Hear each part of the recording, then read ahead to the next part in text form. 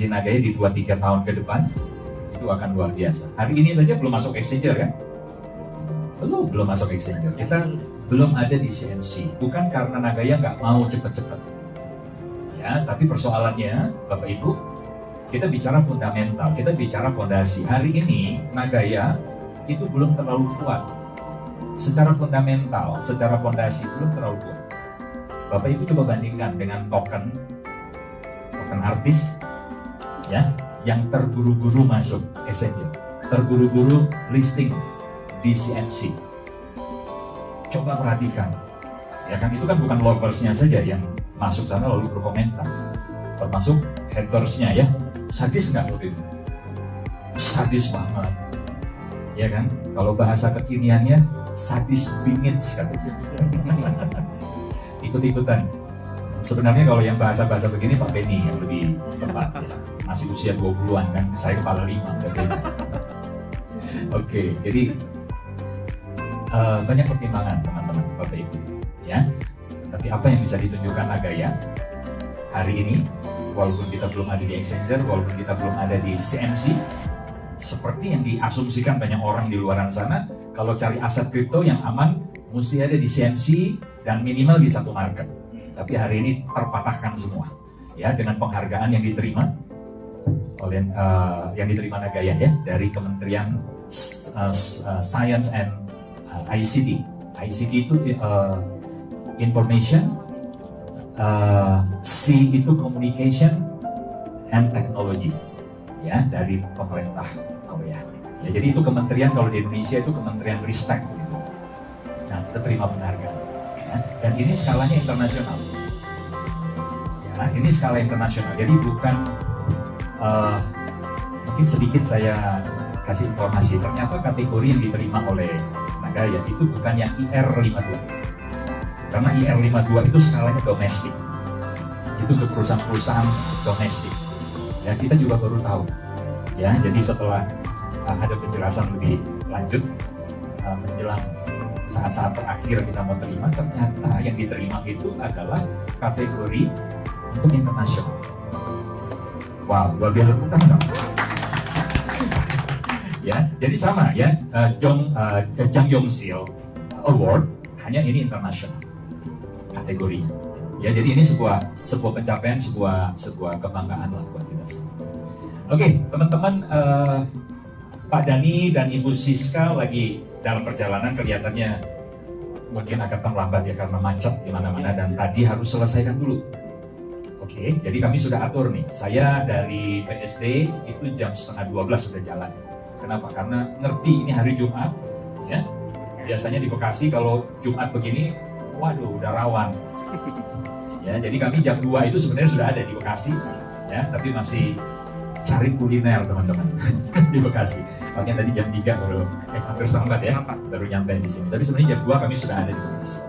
Oke, kita akan tunggu Ibu Siska dan Pak Dhani yang sedang dalam perjalanan, ya. Tapi sebelumnya mungkin ada teman-teman yang mau ini berbagi, mungkin Pak Benny boleh atau siapa? Silakan. Atau Pak Rindu juga boleh. Mau berbagi, Pak? Silakan Pak Benny.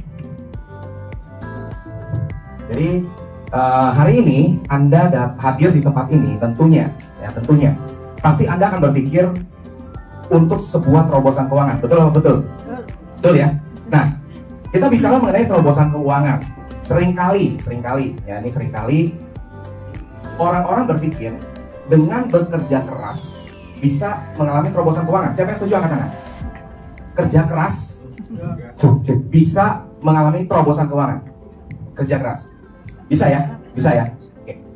Sekarang pertanyaan saya, ada yang tahu becak? Tahu ya semua ya, karena kita di Jabodetabek pasti tahu becak ya. Abang becak kerjanya keras apa kerjanya nggak keras? Keras. Kok nggak kaya-kaya? Karena becak, Pak. Ya kan? Misalkan Pak Ade Jadul bilang, "Bang, puncak Bang." Oke, dia goes.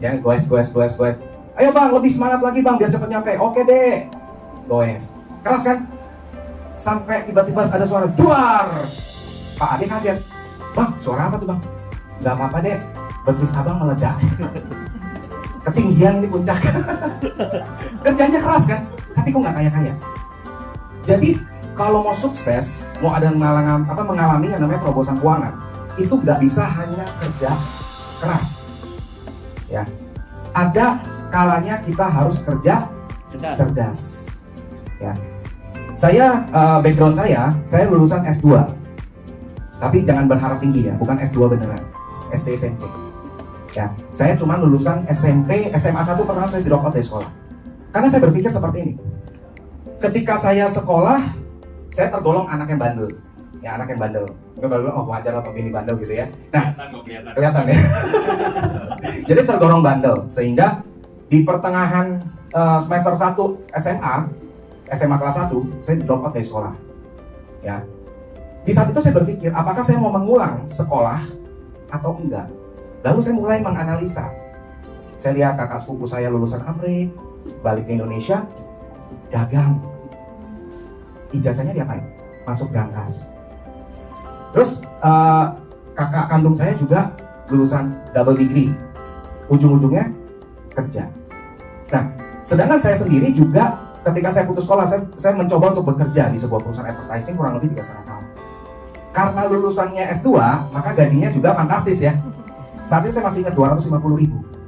Saat itu, waktu saya mulai bekerja ya. Saya mulai mikir, oke, kalau kerja keras bisa bikin saya kaya, berarti saya harus kerja dong. Kalau bisa lembur, betul ya? Saya tawarin diri lembur, desain lembur, foto lembur, ya. Terus bahkan ngerjain segala macamnya saya selalu lembur. Tapi kok nggak sukses-sukses. Nah, sampai satu ketika saya melihat ada sebuah peluang di industri jaringan, saya jalankan. Nah, di saat itulah saya baru merasakan yang namanya sedikit kesuksesan. Artinya apa? Dilahirkan, istilah gini ya, saya dibesarkan gitu kan, dibesarkan dalam kondisi keuangan yang tidak oke. Ya, jadi saya mengalami namanya kesusahan dalam kehidupan itu udah sering. Ya, maka itu menjadi satu dorongan dalam diri saya. Saya harus menjadi someone special yang bisa merubah haluan keluarga. Ya, yaitu saya harus berpikir gimana caranya saya bisa sukses lebih cepat. Sukses lebih cepat daripada yang seharusnya. Biasanya kan kalau mau sukses artinya kita harus kuliah, kerja, cari pengalaman, kumpulin modal, buka usaha. Nah, itu ajaran orang tua, turun-temurun ya. Nah, tapi saya lihat juga kayaknya sukses itu juga nggak seperti itu juga. Nah, sedangkan saya berkecimpung dalam dunia jaringan, saya dicekokin tentang yang namanya aset. Bagaimana cara kita membangun sebuah aset. Ya. Dan di saat itu saya baru mulai berpikir, ya juga ya. Ketika saya punya fisik yang bagus untuk bekerja, oke, saya bisa dapetin uang. Tapi jangan berharap sukses. Sukses dalam karir bekerja itu cuma keberuntungan. Pas memang ada saatnya di atas Anda resign, Anda bisa naik jabatan. Itu pun sikut kiri, sikut kanan dulu. Ya. Nah, saya berkecimpung dalam dunia jaringan, berpikir untuk memiliki sebuah aset yang ditawarkan, diberikan pengharapan, yaitu apa? Pasif income dalam dunia jaringan, betul ya? Pasif income. Bangun jaringan, nanti dari jaringan ngasilin income. Tapi saya mikir, saya bertahun-tahun jalanin perusahaan network marketing, kok nggak kunjung-kunjung beneran pasif income. Sedangkan dibilangnya apa? Kerjanya satu kali, capeknya satu kali, hasilnya berkali-kali. Oh, saya nggak ngalaminnya semu. Ya, di saat waktu saya bangun jaringan, udah besar, terus kemudian ngerasain lah, saya lagi saat itu belum menikah ya, lagi pacaran dengan calon istri, saat itu ya sekarang sudah jadi istri. Lagi makan, tiba-tiba ada notification uang masuk. Nah, di satu saya cuma bercanda, wah ini nih passive income. Dikala lagi makan, uang masuk. Padahal kita lagi nggak kerja, hari itu kita lagi off, memang nggak bangun, maksudnya nggak motivasi tim, nggak isi acara juga. Ya, saya ngerasa, ini passive income nih. Di saat saya lagi mungkin jalan-jalan lagi ke KL atau kemana, uang tetap ngalir. Tapi saya bingung, pada saat produk tersebut discontinue, income saya turun drastis, turun 70%. Langsung saya mikir, wah bukan ini nih. Kalau ini nggak bisa, saya beralih ke perusahaan asuransi juga sama. Itu juga yang saya alami. Sampai akhirnya saya, karena sedikit putus asa ya dalam dunia jaringan, saya pikir, wah ini kayaknya PHP doang ya. Akhirnya saya berkecimpung dalam dunia kripto saat itu. Dan di saat dunia kripto itu ya memang saya mendapatkan cukup lumayan. Tapi amblasnya juga lumayan. Gara-gara percaya mitos. Ada yang tahu mitos apa? Mitos yang orang-orang percaya. Bahkan dipegang erat-erat mitos itu ya. Tadi disampaikan oleh Pak Yunias. Gitu Pak. Teman-teman saya, pemain-pemain kripto awal-awal ya. Waktu tahun 2000 2010-an. Mereka bilang gini, bro, kalau lu mau beli aset kripto, lu harus cari aset kripto yang ada di coinmarketcap.com. Lu buka dulu coinmarketcap.com. Ada gak? Ada gak koin itu? Saya lihat, ada bro. Nah, bagus. Satu poin lu udah oke. Langkah kedua, lu cari tuh marketnya. Ada gak di exchanger? Saya lihat, ada di beberapa exchanger. Nah, beli tuh bagus. Gara-gara percaya itu, saya amblas. Padahal koin yang saya beli itu koin yang cukup terkenal, ya. 5 besar di coinmarketcap.com, ada di belasan exchanger. Amblas sekian miliar. Cuma karena percaya mitos. Dulu buat saya itu fakta. Kenapa? Karena kan nggak ada tolak ukur saat itu. Ya, belum ada tuh yang namanya akses. Ya, regulasi pemerintah pun belum ada. Ya kan? Bahkan di Indonesia aja kita tahu sendiri, aturan 30% baru tahun berapa? Ya kan? Jadi hal itu yang akhirnya menjebak dan saya habis banyak. Saat itu saya juga akhirnya trauma juga ya dengan kripto. Saya menutup diri dengan kripto. Saya cuma mikir-mikir gimana ya cara saya bangun aset. Akhirnya saya mikir, kalau emang gak ada perusahaan MLM, asuransi atau apapun industri jaringan yang memang ideal menurut saya, lebih baik saya buat sendiri. Dan di saat itu saya lagi buat sendiri ceritanya sebelum saya ketemu Nagaya. Saya lagi buat sendiri karena itu kondisi juga habis kena pandemi ya. Dan saya juga kena BO. BO berkedok organisasi. Ya, ujung-ujungnya scam. Ya kan? Nah, dan ownernya pun nggak bisa diutak-atik, ya. Jadi sudah permainan lah ya. Saat itu saya agak kesel karena kondisi terpuruk habis. Ada 2 teman saya, ya, satu orang yang pakar IT lah, programmer perusahaan jaringan di Indonesia cukup besar, dan satu lagi dia ahli di manajemen teman saya. Mereka bantu saya karena mereka tahu saya lagi terpuruk. Mereka bantu bikinin sistem, bikinin manajemennya segala macam. Dan saya mulai fight. Nah di saat itu saya udah mulai nih membangun sedikit jaringan. Gak lama orang yang lagi saya bangun nih jaringannya, dia ceritain, sistem lu ada yang mirip-mirip nih. Nah saat itu ada program yang waktu itu diluncurkan oleh Nagaya, tapi itu cuma program sementara di awal, itu mirip-mirip dengan apa yang saya rancang. Nah diketemukanlah saya dengan Mami Siska. Ya, diketemukan dengan Mami Siska, dan kebetulan saya mikir, ini Mami Siska yang Legend Network kan? Terus bilang, iya benar ini. Ya udah, akhirnya saya ketemu karena saya udah lama nggak ketemu Mami Siska. Udah 12 tahun saat itu saya udah nggak ketemu Mami Siska, udah lama ya.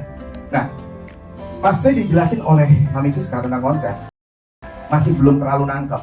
Sampai saya ketemu dengan Pak Dani dan Pak Yohanes Chandra. Saat itu saya baru melihat. Dengan kondisi saya tuh lagi berharap ingin punya aset yang sebenarnya. Gimana nggak berharap? Dari kecil, dari zaman sekolah udah dicekokin yang namanya membangun aset manusia, ya. Terus ada film dulu sebelum Pablo Bruno itu saya lupa namanya, Pipo and Bro, ya. Itu zaman bahla punya video gitu ya. Nah, jadi saya berpikir gimana caranya saya punya aset yang benar-benar bisa berjalan. Saya capeknya 1 kali, kerjanya 1 kali, hasilnya berkali-kali. Akhirnya pada saat saya dijelaskan Nagaya ini, baru saya ngeliat, ngapain lagi saya capek-capek rancang, ngapain lagi saya capek-capek bangun. Toh semuanya udah tersedia di Nagaya. Apa yang membuat saya tertarik dengan Nagaya? Kalau kita pelaku jaringan, kita pasti tahu yang namanya Robert T. Kiyosaki ya, mengajarkan cash flow quadrant. Ada 4 cara mencari uang. Ada E, S, B, I, kuadran kiri, kuadran kanan. Kita dari kuadran kiri disuruh pindah ke kuadran kanan untuk kita membangun sebuah aset. Ya, yang pertama solusinya adalah menjadi business owner, di mana harus ada sistem dan orang yang bekerja untuk kita. Dan cara ini biasanya dipakai oleh industri network marketing. Ya, B itu ya. Jadi ada sistem dan orang yang bekerja. Nah, pada saat saya ngelihat Nagaya, saya ngelihatnya itu program community builder-nya itu adalah sebuah the real passive income. Nah, saya yakin masih belum banyak orang bisa melihat itu. Saya yakin masih belum banyak orang melihat. Kenapa? Karena mayoritas orang melihat apa yang di depan mata. Oke, gue kalau join sekian, gue dapat berapa? Gue ngajak orang ini taruh sekian, gue dapat berapa? Kan masih mikirnya di situ. Sedangkan kalau saya udah capek kalau ngeliat yang kayak gitu. Yang saya cari adalah long term. Bangunnya 1 kali, capeknya 1 kali, hasilnya berkali-kali, ya kan? Nah, ketika saya ngeliat Nagaya, saya nggak lihat tuh program referral, bonus referral, saya nggak ngeliat sama sekali. Kenapa? Buat saya kecil. Kecil apa besar teman-teman? Kecil. Jujur semua ya, kecil ya. Bonus referral kecil. Tapi teman-teman harus paham. Katakanlah ini barang bagus nih. Ya, ini barang bagus nih. Emas. Ya, logam mulia.